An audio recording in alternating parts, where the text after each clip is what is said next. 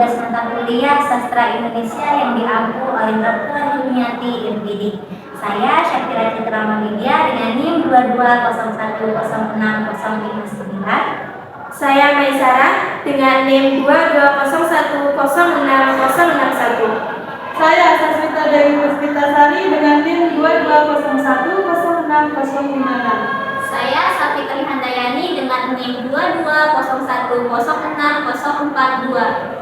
Saya Aulia Gaskia dengan NIM 2201060664. Saya Fadila Uliani dengan NIM 2201060071. Saya Yuni Nuryatin dengan NIM 2201060063. Jadi pada cerita anak ini kita akan membahas beberapa poin. Poin pertama adalah hakikat cerita anak. Kemudian yang kedua adalah klasifikasi cerita anak. Yang ketiga ada unsur perkembangan anak. Dan yang terakhir adalah manfaat cerita anak. Jadi teman-teman, pada poin pertama yaitu hakikat cerita anak, kita akan membahas 3 pokok bahasan. Yang pertama adalah pengertian cerita anak. Cerita anak adalah suatu karangan yang menggambarkan tentang tindakan dan pengalaman sederhana namun bersifat kompleks dan kaya akan komunikasi serta memuat standar atau norma yang sesuai dengan kepribadian anak. Kemudian yang kedua adalah perkembangan reseptif anak. Reseptif adalah cara individu mendekode makna dari wacana yang ia lihat atau ia dengar.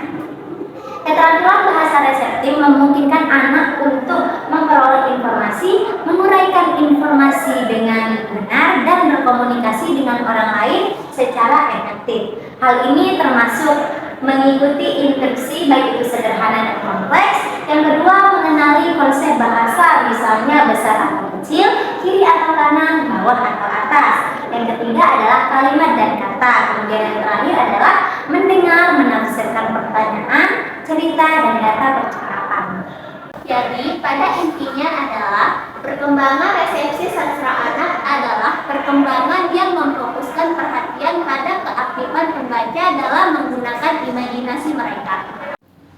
Selanjutnya di sini saya akan menjelaskan tentang klasifikasi cerita anak. Yang pertama ada namanya buku bergambar. Buku bergambar ini yaitu cerita yang menyajikan secara visual. Yang kedua ada namanya fiksi kesejarahan. Fiksi kesejarahan di sini yang kisah yang terjadi di masa lalu yang terjadi secara langsung. Masa dan eranya sejarah fiksi ini terjadi secara fakta atau nyata. Contoh di sini yaitu Bandung Lautan Api. Kemudian yang ketiga jenis klasifikasi cerita yaitu ada cerita rakyat. Cerita rakyat biasanya memiliki kalimat pembukaan dan penutupan yang umum seperti pada suatu ketika seorang raja, dan penutupan yang memiliki kesimpulan yang memuaskan. Akhirnya mereka pun hidup dengan bahagia. Contoh di sini cerita rakyat seperti Malin Kundang atau cerita Cinderella. Nah, di dalam cerita rakyat tersebut terdapat 4 jenis. Yang pertama ada fabel, dongeng, mitos, dan legenda. Yang pertama kita akan membahas fabel. Fabel adalah kehidupan hewan yang berperilaku seperti manusia. Contohnya monyet yang rakus dan cerita kancil dan buaya. Yang kedua yaitu ada dongeng. Dongeng adalah cerita pada zaman dahulu yang dianggap tidak benar-benar terjadi dan dianggap tidak masuk akal. Seperti contohnya cerita timun emas dan bawang putih dan bawang merah. Yang terakhir ada legenda. Legenda adalah prosa rakyat yang dianggap benar-benar terjadi. Contohnya ada legenda Malin Kundang dan legenda Danau Toba. Selanjutnya ada fiksi realistik, yaitu segala sesuatu yang terjadi dalam cerita realistik mungkin saja terjadi dalam dunia nyata. Cerita seperti ini tidak hanya perlu tapi sangat diminati oleh anak-anak karena penggambaran di dalam cerita tersebut akan mendekatkan mereka pada kenyataan atau kehidupan yang nyata terjadi dalam kehidupan mereka. Contohnya misalkan seorang anak jatuh dari sepeda di persimpangan jalan ketika membeli obat untuk ayahnya yang sedang sakit. Nah, selanjutnya ada cerita fantasi, yaitu cerita yang tidak mungkin terjadi dalam dunia nyata, yang bersifat khayalan dan bersumber dari imajinasi. Contohnya seperti cerita sepatu super, cerita tentang dewa, cerita raksasa, dan lain sebagainya. Selanjutnya ada fiksi ilmiah. Penulisan cerita fiksi spekulatif yang berisi unsur-unsur imajiner dan mungkin tidak eksis dalam dunia nyata. Contohnya misalkan seperti seperti petualangan waktu, ruang angkasa, dan setting masa depan. Cerita yang bersifat imajiner dan mungkin tidak eksis dalam dunia nyata. Selanjutnya biografi. Biografi merujuk kita pada jenis karya sastra yang berbicara tentang sejarah dan kehidupan seseorang. Karena bersifat sejarah, karya seperti ini memerlukan penelitian yang pasti dan akurat yang dapat diperiksa kebenarannya melalui dokumen tulis atau dokumen rekaman. Contohnya seperti masa kecil Soekarno, Presiden pertama Republik Indonesia, dalam buku Masa Kecil Putra Sang Fajar 1901 sampai 1916 karya Sari Pusparini Soleh. Selanjutnya, unsur perkembangan anak. Di sini kami mengangkat cerita buku bergambar yang berjudul Cengkrik dan Semut. Seekor cengkrik merdu bernyanyi. Ia bernyanyi tak henti-henti. Bekerja ia tak suka, menabung ia tak mau. Bernyanyi lebih asik, pikirnya. Musim kemarau datang. Udara panas, air tak ada, dan ladang pun kering. Tidak terkecuali ladang si cengkerik. Lumbungnya kosong, tak ada persediaan makanan, karena selama ini ia malas bekerja. Kegemarannya hanya bersenang-senang. Sambil bersantai, ia masih bernyanyi, tetapi suaranya tak lagi merdu. Perutnya lapar meminta isi, dan lagunya jadi sumbang. Ia berhenti bernyanyi, lalu menengok ke kanan dan ke kiri. Makanan tidak ada. Ia melongok ke lemarinya, kosong melompong.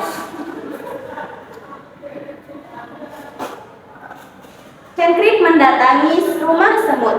"Halo sobat, apa kabar?" sapanya. "Baik saja, terima kasih," jawab semut sambil bekerja. Ia sedang asik mengatur persediaan makanannya. Semut memang binatang yang rajin dan suka menabung.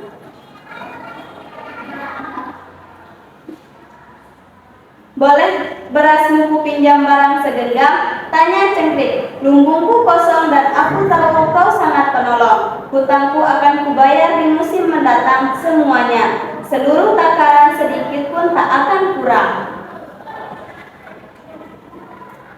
Semut teman yang baik, tetapi ia tahu cengkerik sangat pemalas. Ia selalu mengandalkan kebiasaan teman-temannya. Bila musim penceklik datang, sudah saatnya ia mendapat pelajaran, pikirnya si semut. "Apa kerjaanmu selama ini?" tanya semut. "Berdendang, Mas, dan bernyanyi. Kuhibur seluruh dunia petang dan pagi." "Baiklah," kata semut. "Kini saatnya engkau menari dengan cangkul, dengan kelewang, sebab pinjaman tak lagi akan kuberikan," kata si semut kepada cengkrik. Semut kembali bekerja, tak lagi mempedulikan cengkrik. Dengan malu, cengkrik pulang. Ia menyesali kemalasan dan kegemarannya bersenang-senang.